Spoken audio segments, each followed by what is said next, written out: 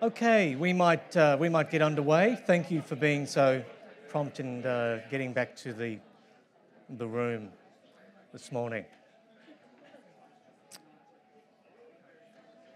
What a terrific start to day one, and again, thank you to Ian for his great presentation. And we're equally excited about our next session. A reminder too that lunch will be around about midday, so in an hour and a half from now. But this next session we're calling Collaboration in Our Industry. How do we do it, and what are the lessons that perhaps we've learnt along the way? And we're delighted to have some wonderful speakers who have made time to be with us this morning, and I'll introduce them individually. And they'll come up, speak for 5 to 10 minutes, and then there'll be time for question and answers as well before we wrap things up.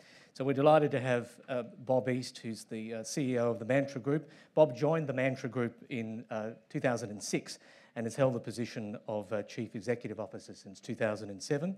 He's been responsible for the consolidation and strengthening of the Mantra Group brands and has developed the group into one of the leading accommodation providers and marketers in Australasia.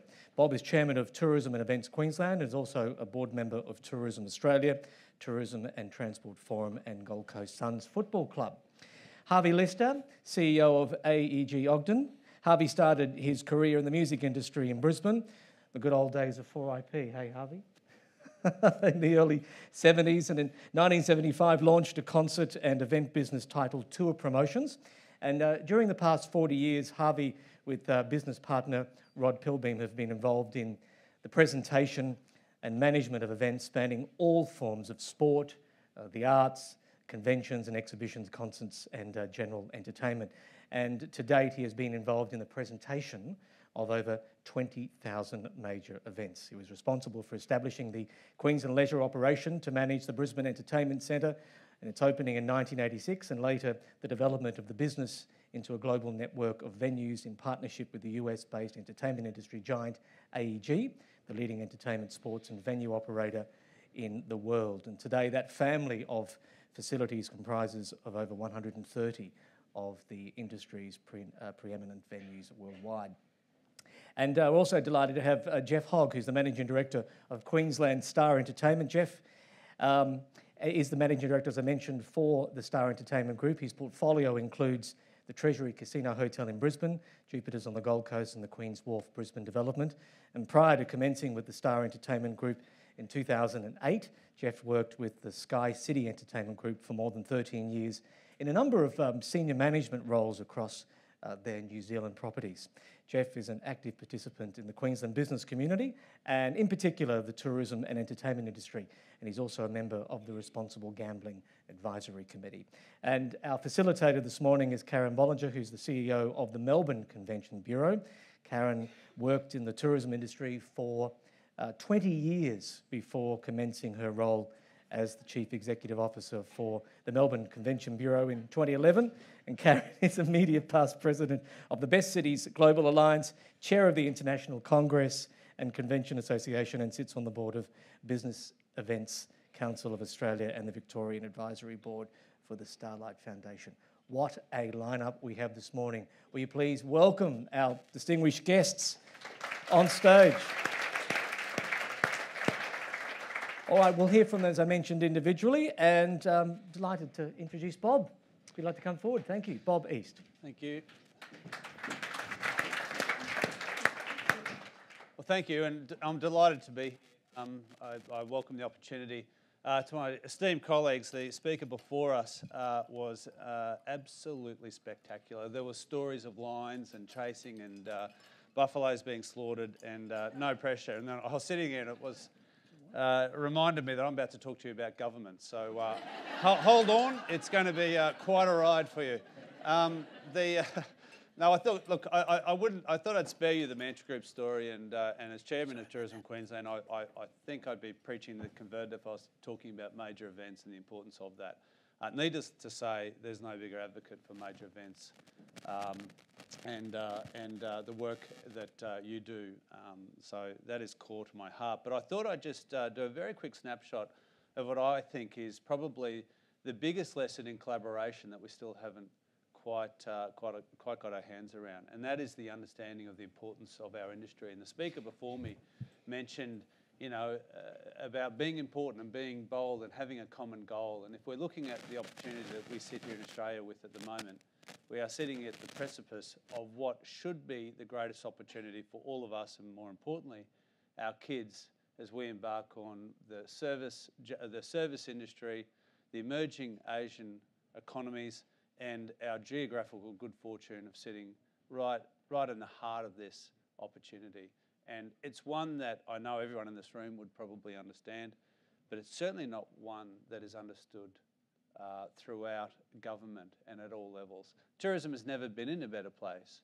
I think there is recognition that not only is the opportunity so fantastic, we've also got acknowledgement that we are an economic contributor. We are a wonderful export. People come here and spend their money and leave. There's no better export. We are a job creator, and we are a career developer, and we look after about 500,000 people, and I often contrast that to the mining industry that was employing at its peak somewhere north of 50,000 people. So we are a significant contributor, but have we really capitalised on the opportunity? And the opportunity, as an example, is this. We're sitting in the heart of Asia. We're nested here as a Western looking society. We have Western urbanised built form that is the #1 aspirational virtue that travellers in our region are aspiring to visit. It's the #1 thing. We're a single flight sector away. There's no jet lag, and we are sitting here in the heart of the best region, the geographic economic centre of the world, if there was such a thing. In the 1700s, it was Australia and India. Sorry, I wish it was Australia. It wasn't Australia. It was China and India. And that was the heart of the economic powerhouse in the world. And then it moved west. And through the 1800s, Industrial Revolution, particularly through UK initially, it moved west. And through the 1800s, 1900s, then you had America. Extraordinary wealth. Well, guess what? The heart of the economic development of the world is now hovering just above China somewhere, and in fact between China and India. And so we're back to where we were 200 years ago, but the opportunity for us means that they have a middle class of 500 million people going to 3.2 billion people. So the middle class in our neighbourhood will increase by 2/3 within the next 5 years. The cost of flying is coming down dramatically. A flight to London used to cost 6 months' wages 40 years ago. It's now the equivalent of 1 week's wage for an average wage. 40% of the flights that are put on are low-cost carriers. So we've got this emerging middle class, and we've got this beautiful affordability of flying. And guess what? We're sitting here, and we should be dominating in so many areas. We should be dominating not only in tourism, but in education. And that was my first point of collaboration. I'm doing always trying to do 2 big deals in China at the moment.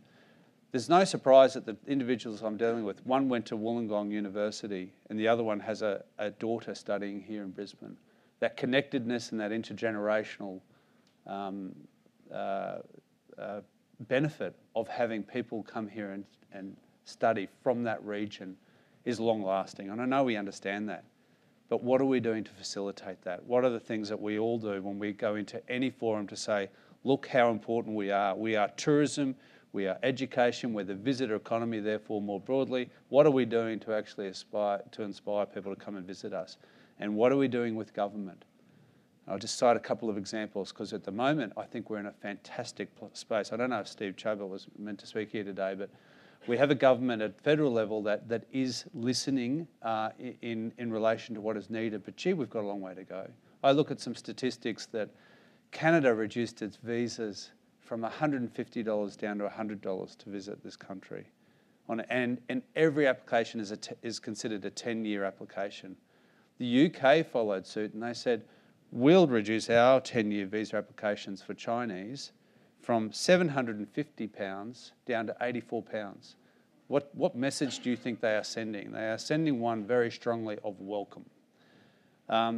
So we are getting some traction now, and we've just implementing our first 10-year multi-entry visa. We've just implementing our first expedited visa so you can get it processed. We're just putting it online. You know, what year is it? We're just getting there, but we're putting it online. So that is fantastic. So I use every opportunity I can to espouse the virtues, and of not only our industry, but the importance of making everyone understand just how great we can be. We are a fantastic industry, the visitor economy, which you participate in. And are we making that known at every single level to our local politicians? There's so many things that they can be doing at local, at state, at international level. So the virtues of getting this right is unbelievable. It's a virtuous cycle. If we get the message out there, with my Tourism Australia hat on, we get the message out there that A, we're aspirational and we're exciting and you should visit and we have deep, rich and amazing experiences. B, we are open for education. Send us your kids, you know, build that connection. They are looking for experiences and they are looking for relationships, and these are long lasting and these flow on to amazing things in future. We are sitting in the geographical hub of the world. We are important, but we need assistance. And so often in our industry, we always have put ourselves below some of the other sectors, and I think it's about time we started to shout from the rooftop of just how important we can be. So my ultimate ideal in all of this is that everyone understands this. And it's not just government, and certainly it's not political, because we have absolute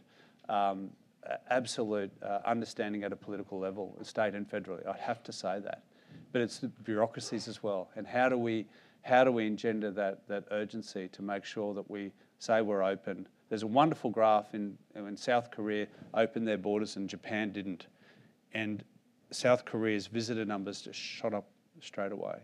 And Japan didn't do it for another year and a half, and then when they did, their numbers shot up. There is a beautiful message in saying, welcome, you are here. Russia's done it. They've said it's free and you don't need a visa. No one wants to go there, but it's an admirable goal for us to aspire to. So that's my few minutes. Thank you very much, and have a great conference. Thank you.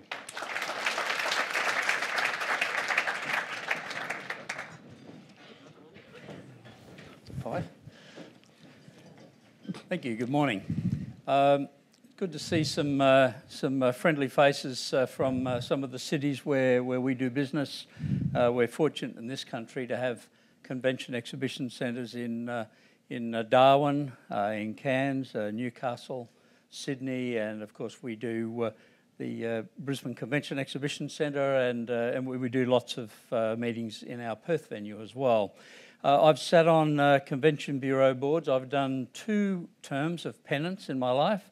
One on the old Tourism Brisbane, I think it was called, or the old Brisbane Visitors and Convention Bureau, and then of course was on the foundation board of Brisbane Marketing. So I guess I sort of understand where you guys are coming from. Our business is live entertainment, sport, conventions, exhibitions, and theatre productions. And so I'm just going to share with you today a couple of things to let you know how we think about this business, and how, as content providers in the venue that we operate, how we approach this. I think I like to think differently than our competitors in the market. Now, Rob told me that this is Chatham House rules, and none of you are going to steal any of these ideas from the cities that we do them in for your own cities. That was really good, Rob. You're in charge of making sure that happens.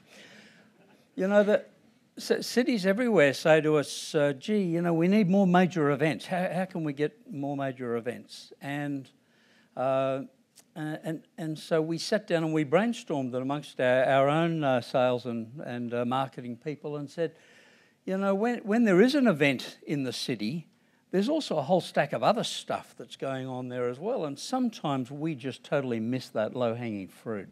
And so we decided to trial this in Brisbane. We're going to do it in every city where we do business. We went to a very receptive Minister for Tourism in this state of Queensland, where I think we're very lucky to have such a strong minister at the moment, and we said to her, we have a plan. It's called Would You Like Fries with That?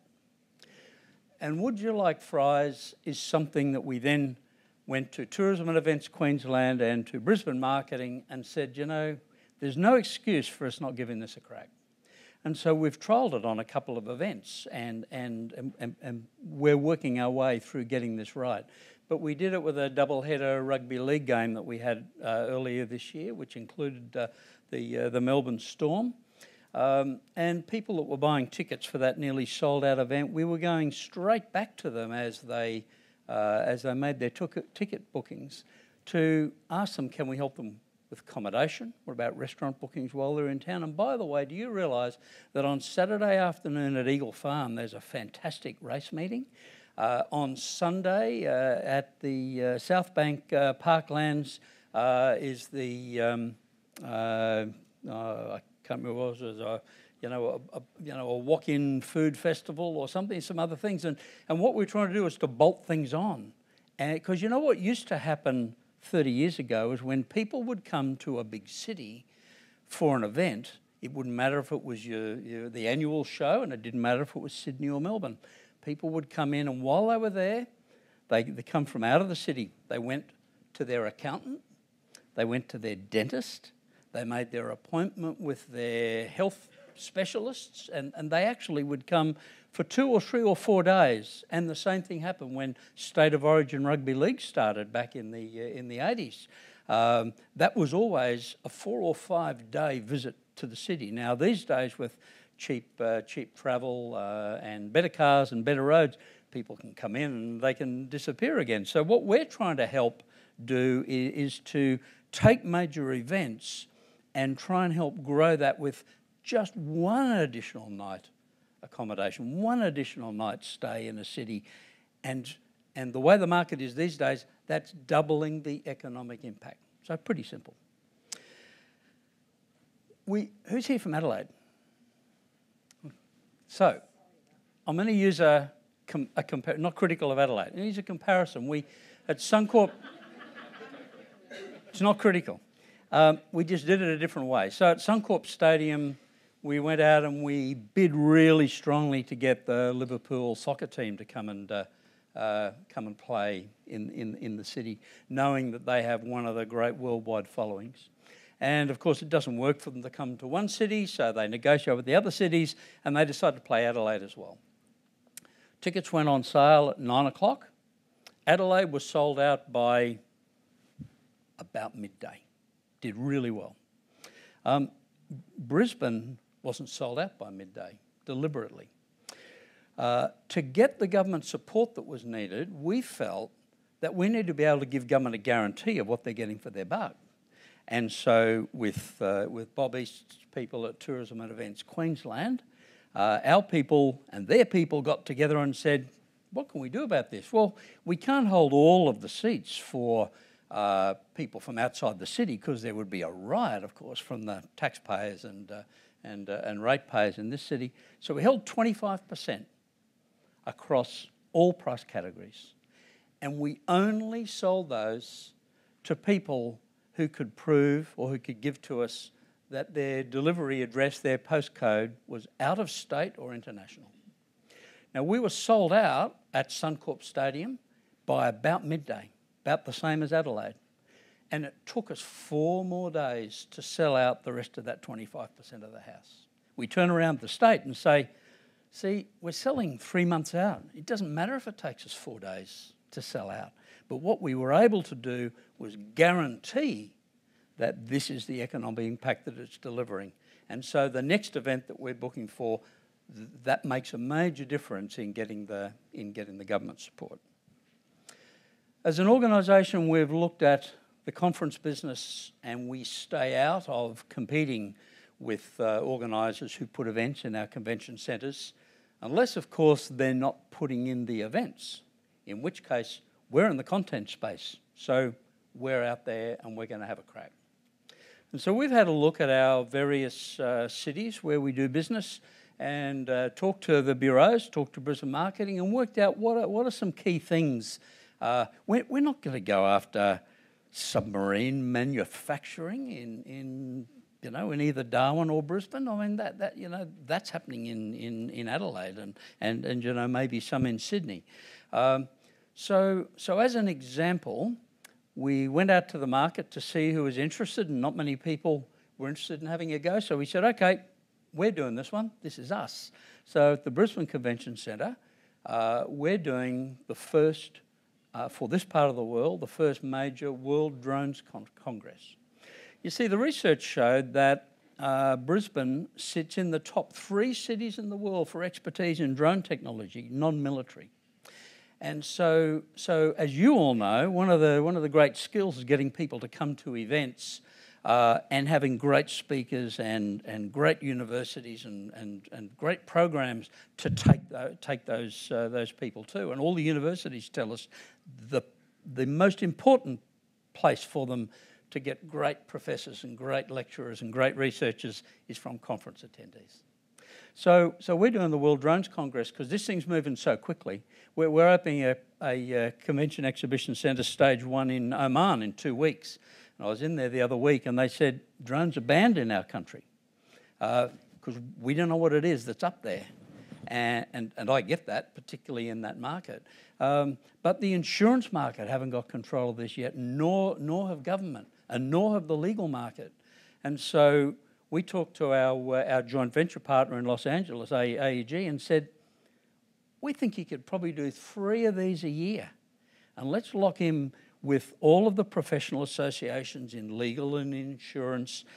Let's do Los Angeles, London, and Brisbane, because they are 3 great centres. We happen to have venues in those cities, but we've gone after drones for here, and we're looking at it for all the other cities we're in, and we'll be doing this for the ICC in Sydney as well. So I'm not going to go through all the things that we're going to do, but these are annual events that we'll own at the venue.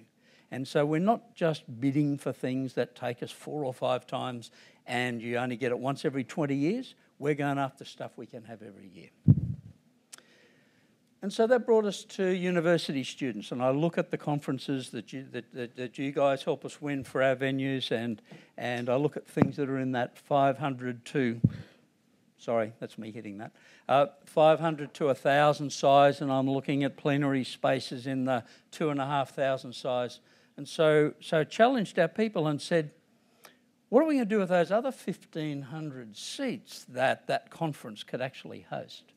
So we're trialling this with a water conference here at the Brisbane Convention Centre later this year, and we'll make some mistakes and we'll eventually get this right, and then we'll eventually introduce it into every one of our venues, as long as we can convince our government owners that they need to readdress that convention centres are about economic impact, not just about money and profit.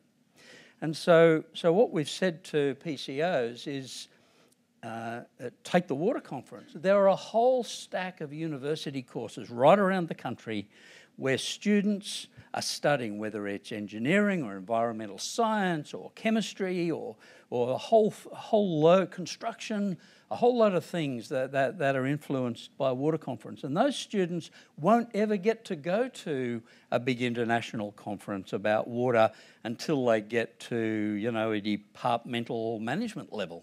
They're never going to be allowed to fly overseas. They never get that chance. Some of them never get inspired to take up a following. So what we've said is, from the convention centre, we're only going to charge what the actual uplift cost is of taking students. So, convention organiser, we want you to go to every university in the country, every faculty, and say, if you've got students who'd like to come, we have spare capacity. Now, here's how we're going to do it. They're going to pay a really low price. They're going to get to hear the very best prosecutors of whatever the message is from the conference. And our requirement is, in return, we want a speed dating exercise at the end of that conference with the great employers in that space who are attending the conference for those university students. Now, some of them are going to fly in from other states and they're going to come in for it. That's okay. That's tourism as well.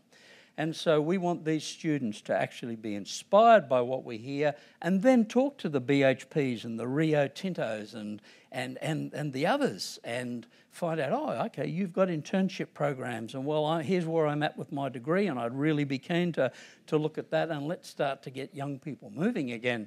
And that's a whole area that nobody has ever touched. And so we're giving it a crack this year, and if it comes off, I know Geoff Donaghy and Adam Mather-Brown are looking at it for our new ICC in Sydney as well, and so we're going to have a go. The final thing is a warning for us all. I think in the event space, we go out and battle really hard to get major events, major cricket, major football, major concerts, opening of theatre productions and those things. And I want to make it very clear, I'm not criticising anybody particularly about this, and particularly not my good friends sitting over here, because there's no way that Mantra would be part of this in any way. But I observe what's happening with the gouging in hotels, and not Peter in this hotel either, but gouging in hotels on pricing. So we pull off, we've got Australia, South Africa on Saturday night at Suncorp Stadium. One of the things that's changed in this city is now we've got heaps and heaps of hotel rooms, and of course those hotels all have to be really competitive. But what we've seen over the last few years is $900 rooms for events that we've all had to fight pretty hard to get, for rooms that should be $360 and are probably $420. And these guys know who those hotels are who are doing that as well. They're the whingers. They're the ones who don't want to join the Convention Bureau because they don't think the Convention Bureau does anything for them, and they complain when there's more hotel rooms in the city and those things. They don't want to contribute to getting major events, and when they come, they gouge. And so we stand back as event organisers and say, you know, if you don't get your act together, you're going to end up with a tourism tax. Because governments aren't going to keep giving all of us, all of you and all of us, they're not going to keep giving us money to make major events happen to just be gouged. And so that's why the big events with the big muscles are saying, well, we want control over a whole, we want a guarantee of a whole stack of room stock. Look what happened in the Sydney Olympics, which Lynn knows about. That's where we're heading if we don't get that right. So from a content provider's point of view, that's a risk, and I think you guys and with your members and us as venues and with the ear of government, and if we don't have it, we speak more loudly until we get it. I think it's a great danger for our industry, and if you want to talk about that later today, I'm very happy to. Thank you. Oh, thanks, Harvey. That's good. Well, morning all. It's great to be here today, and following on from Bob and Harvey's comments, I just want to reiterate, as you heard at the start, I'm actually originally from New Zealand, so when you hear some of my comments, do put that in context. Our roles and what we do in our industry is very much about leveraging what's going to happen in the future, and Australia has, as Bob touched on, a wonderful, wonderful opportunity. But also, as he touched on and Harvey, there's some challenges we need to work through to make sure we fully leverage it. And that's where the real opportunity comes. And every single one of us, and whatever our roles are, have an opportunity to support and collaborate somebody else to remove one of those roadblocks or challenges that stops us for getting the best outcome. Government's a key part, and you've heard that from Bob, how we influence it. I'm going to talk a little bit more from a case study perspective here local in Brisbane and some of the things that we're working on to make sure we get the full success that we need. We have wonderful, wonderful cities that we have in Australia across the board. They're all very unique. We have lots of different businesses that operate within this industry that will benefit from more tourism coming to Australia. But most importantly, we must always remember our first priority is to attract people to come to Australia, and that's our first objective. It's not to compete with the person next door, it's actually to get people to choose Australia. Your second priority might be the cities that you're based in, and one thing we definitely do not want is people to come here and not get the full experience and understand the cities and the destination and what Australia has to offer. And that's what the real opportunity is. So we're going through a development here in Brisbane, which some of you may have heard about, Queen's Wharf, and I'll show you some visuals shortly on that. But its success is actually very little about us building a nice facility that looks good, that's got lots of bars and restaurants and hotel rooms. Its real success will come from being part of a bigger picture and positioning of Brisbane as a city and making sure all the opportunities are leveraged. And in fact, people won't talk about Queen's Wharf Brisbane, they will talk more about Brisbane as a destination, Queensland as a destination, and Australia as a destination. And it's important we leverage what's great about our city. So like I touched on, I'm originally from New Zealand. But I live in Brisbane for 8 years, and it's a beautiful city. And it's a city that embraces the arts, it embraces the culture. 1 in 4 of us were born overseas. That's actually part of what makes it a great city. And we will continue to grow and grow in regards to its demand for tourism. As Harvey touched on, we do have a limited number of hotels, and we don't have enough hotels to deliver what we need. So our role as a hotel operator is to make sure we bring more hotel capacity at the right price point to complement what the city has. We also need to make sure that our culinary experiences, which are extremely important to our operations, also improve. Queensland has unbelievably great seafood, great beef, great subtropical fruits and flavours. But globally, it's not known for that. So our job, as is anyone in this region, is to help promote that positioning. We need to make sure our airports are attracting more international flights to the destination. So part of my job is whenever the Brisbane airport need me to rock up and pitch, whether it's to Air China or Qantas or anyone, to go talk about what Brisbane has to offer and why they need more flights here. So in every single one of us in our job, if you keep it really simple about collaboration, my job is to help every other organisation that touches what I do and make sure I can help and assist them do what we do. So for me, it's about assisting the airports and pitching what they're doing. For me, it's about building more hotel infrastructure to support Harvey, what he's doing. It's to create a stronger presence in our culinary experiences that actually assist in helping this become a better destination. And all that working, but you've also got to think about what's it going to look like in 10 years from now. Because too much of that thinking is actually about today and not the future. So we need to be saying, well, what are our challenges that are holding us back for 2025? And let's have a go at addressing all of those as well and not just get too short-term focused. So I'm going to play a little bit of a video over the background there. It's far more interesting to look at than what I am, and it will flow through what the development's about. And I just want you, as that goes up there, to think about, yes, it is about a development that showcases Brisbane. So we got architects that were local here, and the whole messaging around that was making sure that it showcased that we're a subtropical city. So everything in the research, and we'd done building before we got into the design, was saying, well, what does the city need? We went to Tourism Australia and we looked up their research. As Bob had talked about, #1 destination, Australia. But Brisbane is not seen as a subtropical city. Australia is not seen as a place a lot of people in China and Asia come to in May, June and July because it's too cold. So we need to make sure, well, no, there's great parts of Australia that are unbelievable in May, June and July. So we need to make sure we showcase that. So our architects were given a brief, make sure you showcase that Brisbane is a subtropical city that embraces the outdoors. Work on the public realm, the spaces that actually would be accessed. As we all know, visitors internationally like to go where locals like to go. So make sure we create a precinct that activates and brings people to the CBD. Now, of course, in Brisbane, we're very lucky because we have an amazing South Bank precinct where the convention centre is based that has all our cultural and arts facilities from the QPAC right to the Queensland Gallery of Modern Art. So we have all those facilities. So we didn't want to build things that competed with that. We want to build things that complement that. So we're building a bridge that connects our side of the river to the convention centre. That works from getting all that extra hotel accommodation more accessible to the convention centre, but it also gets all those guests to be able to activate between the entertainment precinct and the cultural precinct that we're creating. A lot of our retail isn't going to be about competing with Queen Street Mall or Edward Street, where our high-end retail is. It's about bringing international designers that are not here today. It's about showcasing Queensland and Australian designers that are here so that we can showcase them to international people when they arrive. So the whole development looks really good and everyone gets really excited about the visuals and we're all very proud of how it's come up. But its success is actually going to be based on those fundamentals about it complementing the city, it aligning to the vision the city has for itself, it complementing all the other operators that collectively make it a stronger destination and will drive more visitation. So we're working collaboratively with Tourism Events Queensland, Brisbane Marketing, the state government, the local council, the Brisbane Airport, Mantra Group, hotels like ourselves. We're all working together. So when we sit down and have conversations, we're not talking about looking at what we're trying to do over the next 6 or 12 months. We're having those hard conversations about what do we need to do to change where we're going to be in the 2020s.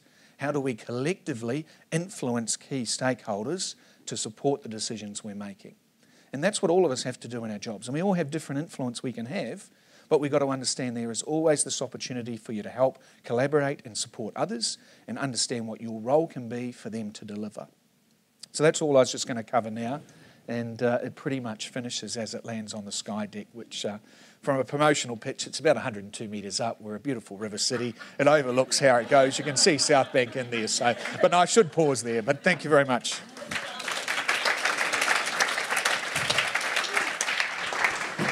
Thank you, Geoff. So I'm going to start off by asking a couple of questions. I'd like to think I am Lee Sales from 7:30, but I happen to be Karen Bollinger at 10:30. So I'll give it a good hard go. And I'm actually quite sure that Geoff is part Melburnian, because he certainly has the Melburnian approach to doing business. And I'll talk about that from a collaboration. But I think, gentlemen, you all made some really fantastic points going forward. I think getting the government to understand what it is we do and the true value. And I think I certainly know we talk about when this business is due to come to Australia, it just doesn't arrive. I don't think anybody knows more than anybody in this room how hard it is to go out and bid and pitch. And we are selling Australia first. We're not selling Brisbane or Melbourne or the Gold Coast. We are selling Australia first and foremost. And that's actually a competition in itself on a world scale when you're up against Singapore, Hong Kong, Dubai, all of those people who are, wealthy, putting in some significant infrastructure and want to really go hard against us for this business. So we've held our own. But Australia's losing market share, I think it's fair to say, in the convention sector. And I think it's up to us to start to decide what it is we need to do as an industry and as a government to get them engaged, to start to say this actually really is valuable and it's really worth us securing by funding up the organisations such as Bureaux that do it. A little bit biased, but I will say that. So I guess, taking that into play, one of the questions I do have, and Harvey, you did refer to it a little bit, about, today we work in such a fast-paced environment. We've got information overload going on. There's a lot of time pressure on us, but there's also a lot of commercial pressure on us. And I always think that, everyone, it's a bit of sometimes an every man for himself. So we talk about collaboration, but there's still that whole bit, what's in it for me? Because at the end of the day, you guys have investors and you're investing yourselves, not just for the sake of the wider community. There is a commercial imperative there. And we all have masters. And we talk about often it takes a village to raise a child. And a convention bureau, in fact, operates very much in a community spirit. We are the centre of that village, and we actually bring the village or the community together to start to prepare a bid. And I think a lot of people don't really understand sometimes the work. It's not just getting a hotel and a centre together, it's getting the sector together that we might be bidding for, the government, whether that's state or local, a whole community to actually pitch for a bid. I know in Melbourne, we've had sometimes 80 people at the table for a bid. Enormous. That's what we call true collaboration. But we were also working with organisations who actually see direct impact from it, hotels, venues, and they don't play. So they're not prepared to put their money where their mouth is and back us. So I guess my question to you guys, all three of you, and I'm happy for all of you to have a say, is if they don't see it as their core business, how do we get them to play and participate? Because you actually, when you're talking some very large pieces of business, you need every hotel venue there, but there are freeloaders. So how do we actually get them off their butts? And you talked about price gouging. They're the ones who are sitting there going, well, I'll take it, but I won't contribute. How do we get them to understand that if bureaus didn't exist tomorrow, they'd actually be potentially spending a lot more chasing that business, and then their rates might flatten out, their employment might decline, and of course their owners then wouldn't be quite so happy. So over to you guys to maybe throw in some thoughts so that I guess you can encourage some of the people in this room who are membership-based to start thinking about what is the approach we might be taking.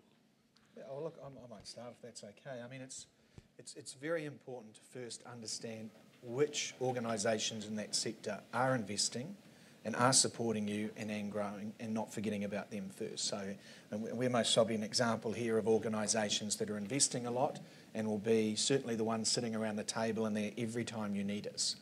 Part of what we're going to do is obviously expand accommodation, and that's what the Mantras Group's doing. We're doing expanding events, and there'll be a lot of noise and negativity come from that same sector who go, we don't need more hotels, etc. So where you can help us is so we'll know we do. And we actually start putting pressure on those organisations who aren't investing in their current assets, that aren't looking at actually sort of investing in where we need to go and assisting with what the pipeline is in 10 years from now. And we actually call them to account when they start gouging, which is exactly what Harvey's doing, as you can see here. So you can't always get everyone on board, but eventually it gets to the point that you build a mass where they're the ones left behind. And that's literally what you've got to do in this case. But you can only usually do that. Like with any driving or leading of any change in everything, you need the front of that wedge to be people who are committed. So focus still more on the organisations that are behind it. Don't get too worried about the ones that aren't getting on board. Just try and say, well, who's the next tier that are close to getting on board? Let's collectively get them. And eventually, the ones that don't move will be the minority. But you can spend a lot of time on them. And I'd say spend a lot more time on just building the front end, building the people that want to be there, building the people that understand it. Great, thank you. Harvey? Well, I've said most of what I had to say. Should we roll you out on a regular basis? Yeah. How about the introduction of a levy, a room levy? Well, I can speak to that if you... I was waiting for Bob to chime in. No, I'm not advocating a room levy at all. I just think for member-based organisations like most of you are in this room, you have hotel groups that play the game, and you have those that don't, and it's sometimes those that don't that cause some of those problems. And we don't need any reason for government to push back on supporting what we all do in the tourism space.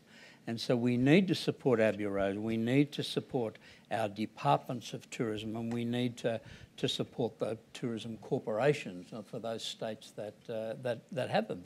That's our responsibility. But when there are players in the market that aren't playing that game, any excuse we give to Treasury to say, oh no, well, we're only just filling somebody's pocket. So Bob knows that, and I've shared with him before, that my observation is that hotels aren't just one person or one thing. You have to understand there's a hotel operator, and they have stepped into that role under a commercial contract, and they have some obligations they have to fill, and they have some KPIs they have to hit, and those things. On the other side, you have hotel owners, and hotel owners. If you think about it, the net that's coming out of a hotel, there's a few percentage points that are landing in the bank account of the hotel operator, and the other 93 to 95% is landing with hotel owner. And so we also need to help our hotel operators to support them getting their hotel owners to understand about investment. And one of the great challenges for a hotel owner is, well, when do I do that upgrade in that hotel? And holy heck, we're hitting our RevPAR numbers and we're sitting at 86% capacity. I actually don't want to shut that hotel down and get rid of the apricot wallpaper. I'm pretty happy with where it is. And so I've been pushing governments, both state and federal, to say that I think that one thing that could happen for the tourism industry that would help the entire hotel industry is to bring forward depreciation opportunities for hotel owners. Now, I know there's already plenty of provisions for hotel owners to invest, but I think that if we could bring some of that forward, you get particularly in regional spaces, you get an immediate hit to the bottom line in a city or a town from every hotel that commence an upgrade. It's every plumber, electrician and wallpaper remover in the whole of the city is immediately getting some income. But hotel owners, whilst they see that and they get the benefit of that depreciation, hotel operators don't always, and of course they're still stuck with their hotel management contracts with the KPIs they have to hit. So, I know Bob will have a view about that, and I think we're better to hear from him. Bob, yes. No, I think that's all broadly right. I suppose trying to work out how to put my mantra hat on my TEQ hat on here, but I'll start with mantra. There is I don't think anyone likes price gouging, but I think as much as we can, we need to inject a logical debate around this, because everything you've just said, you've got to be really careful what a city wishes for. Brisbane, 5 years ago said we don't have enough hotel rooms and everything's under strain. and therefore will dispense of infrastructure charges and a whole bunch of things and will agitate a new supply entering the market. I'm all for new supply, absolutely. And we are the owner often and the operator, so we sort of look at it from both sides. The danger in governments getting involved in that type of thing is, do you end up with the right supply? And to what burden or to what damage to the existing operators? So whilst no one likes gouging, as a hotelier, I would stand here with strong conviction saying it is very important for us during peak periods to charge an appropriate rate. If we miss it then, we can't do it other times. The profits we make are put, I refurbish 1,500 rooms a year, are put straight back into that and also into buying or building new hotels. So it is a virtuous cycle, we just need to get it right. Where you end up with gouging, and I am very empathetic to this because I watch this happen in Perth, not so much around events, but just around the lunacy of the demand driving into that city. None of us refurbished over that time, and we all found ourselves charging way more than we thought our rooms were worth. So I am a participant in that as it goes through a system. But in terms of events, I think the more we can orchestrate this so that, and it's a collaboration, it's working with those that are going to participate. There's great benefit in us giving away, and Geoff will know this. The best way to grow your room rates and get a solid room rate is to give rooms away cheaper at a certain level and build your base, and then you can, and then the discretionary spend. Yeah, of course you're going to charge more for that discretionary spend. So those of us that are hopefully more sophisticated in the way we look at our distribution and yield management will work collaboratively and put blocks of rooms away at a decent rate that will facilitate that buy-in for the major event that you're trying to get. And then, yes, we are going to charge more as the time comes. I'd never sit on a stage and suggest otherwise. But that is practical economic management. That's not sort of opportunistic gouging. And both happens.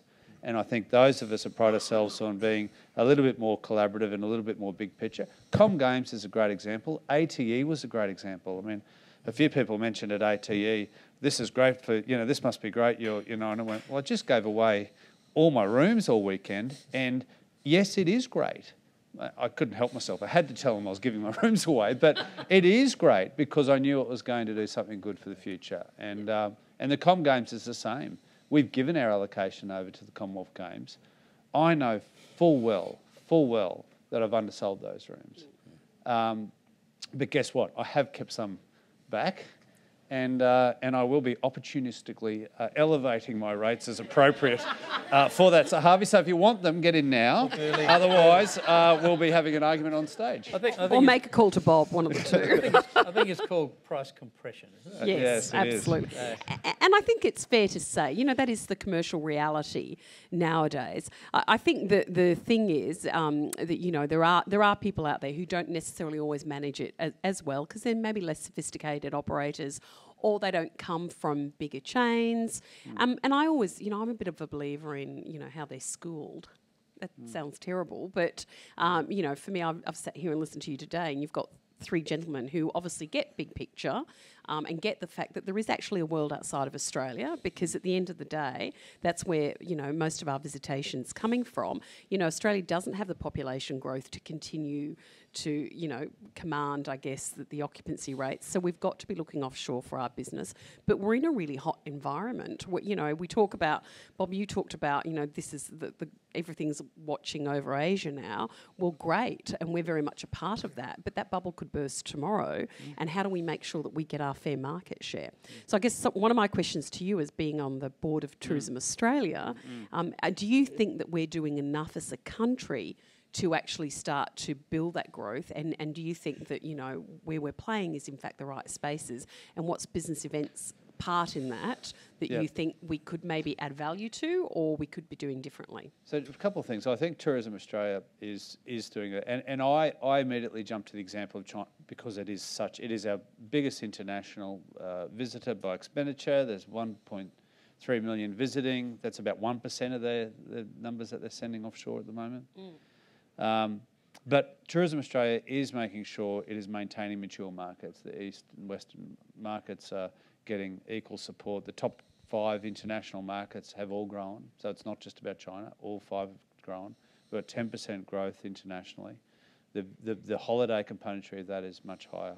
So I think they are doing a good job with the money they have, and they are finite resources. Others are spending more money to do that. But I think that there's very good effort there. In terms of business events, it's the only sector that went backwards on the information that I've digested. It's the only sector that went backwards.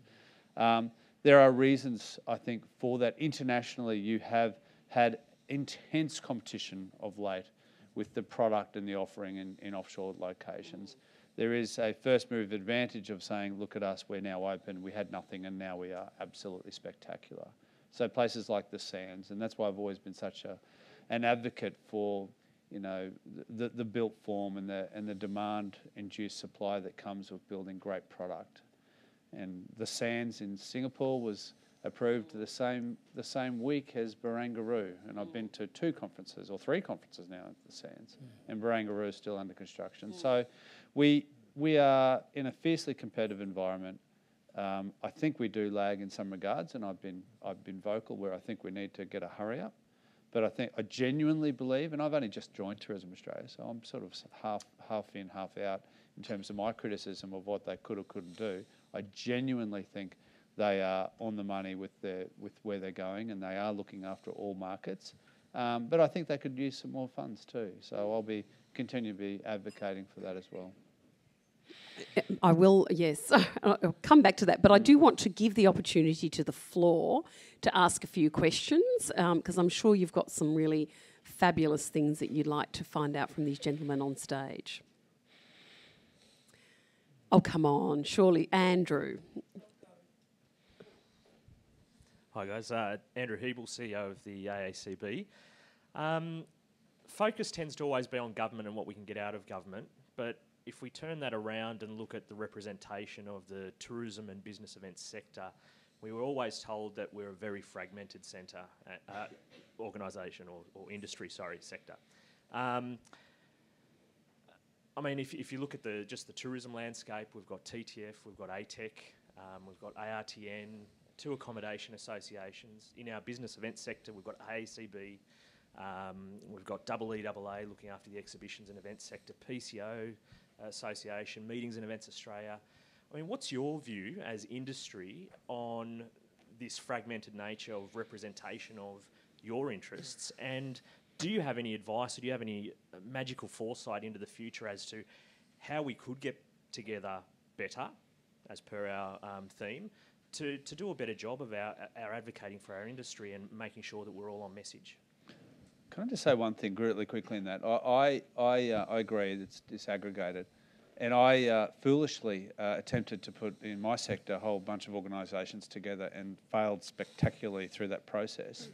But what I have decided works is a round table, because you can't join organisations if the differentiation between the needs of their member base is too different. Even though you think it's the same, it only has to be 10 degrees left, and it's too damn hard. So, but I believe wholeheartedly in this round table approach, and TTF, I think, have done a good job of saying, look, we want to be important, of course. We want to look after our members, and we charge big membership fees.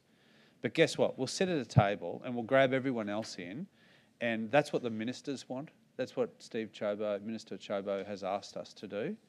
And so that there is some collaboration of ideas, and there'll always be conflict.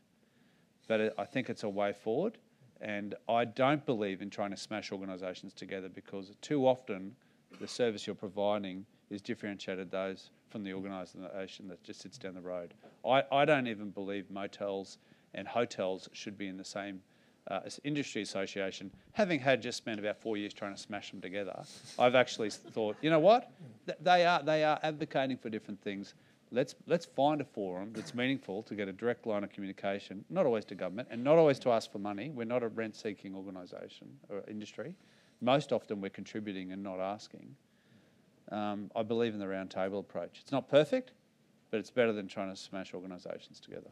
And I think some of that's about the one voice to government. And I think that's what they keep telling us they want to hear. One message, one voice, what is it you want to do?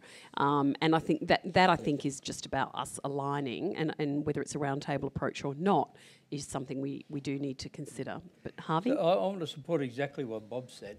Are you on TTF? Yeah. Yeah. So I think... I sort of acknowledge my allegiance. Yeah, no, that's right. Yeah. I think what TTF are doing at the moment is really clever.